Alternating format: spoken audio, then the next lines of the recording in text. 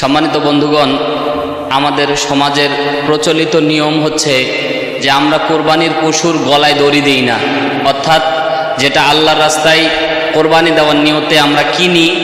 অনেকেই অনেক গ্রামে বা অনেক এলাকায় প্রচলিত আছে যে আল্লাহর রাস্তায় দেওয়া কোরবানি এর গলায় রশি নাকি লাগাইতে হয় না। তো এটা কতটা যৌক্তিক কোরআন এবং হাদিস দিয়ে? সম্মানিত বন্ধুগণ, আমরা যেটা কোরবানি দিচ্ছি এটা আল্লাহ তাআলার উদ্দেশ্যে। আল্লাহ সুবহানাহু ওয়া তাআলা বলেন, কুল ইন্নাস সলাতি ওয়া নুসুকি ওয়া মাহইয়ায়া ওয়া মামাতি লিল্লাহি রাব্বিল আলামিন। সম্মানিত বন্ধুগণ, আল্লাহ সুবহানাহু ওয়া তাআলা বলেন, আমার নামাজ, আমার রোজা, আমার হজ, যাবতীয় কুলিন্না সলাতি, নিশ্চয় আমার নামাজ, অনুসুকি আমার কোরবানি, ও মাহইয়ায়া আমার জীবন, ও মামাতি আমার মৃত্যু, লিল্লাহি রাব্বিল আলামিন, সব কিছু আল্লাহ সুবহানাহু ওয়া তাআলার জন্য।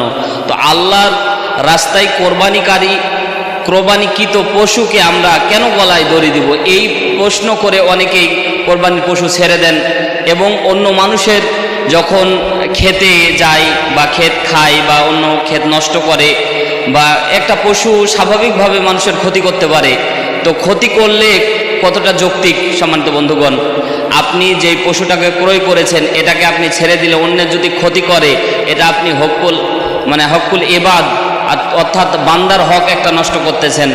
আল্লাহর হক, আল্লাহর কাছে মাপ চাইলে মাপ পাওয়া যায়, কিন্তু বান্দার অধিকার নষ্ট করলে এটা বান্দার কাছে ক্ষমা না চাইলে আপনি কোনোদিন ক্ষমা পাবেন না। সম্মানিত বন্ধুগণ, আপনি যেই উদ্দেশ্য করে কোরবানি দেওয়ার নিয়ত করে আল্লাহ তাআলাকে খুশি করার জন্য আপনি নিয়ে এসেছেন, এটা আল্লাহ তাআলাকে খুশি করতে গিয়ে অন্য কারো যাতে ক্ষতি না হয়, অর্থাৎ আপনার পশুর দ্বারা অন্য কোনো ক্ষেত যদি নষ্ট হয় তাহলে হকুল ইবাদ নষ্ট করার একটা শাস্তি আপনাকে পেতে হবে, কারণ আপনি অন্যের হক নষ্ট করেছেন।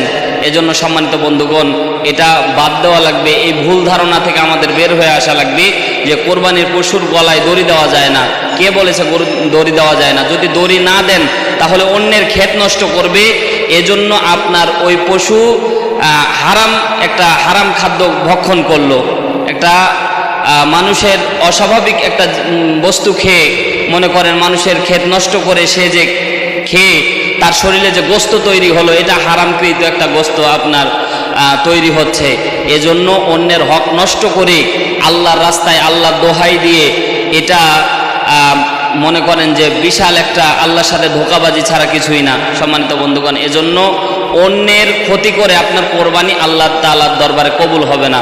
সম্মানিত বন্ধুগণ, সূরা মাইদার 27 থেকে 31 নম্বর আয়াতে আল্লাহ সুবহানাহু ওয়া তাআলা বলছেন, হাবিল এবং কাবিল সম্পর্কে আল্লাহ সুবহানাহু ওয়া তাআলা স্পষ্টভাবে বলছেন, হাবিল যেটা দিয়েছে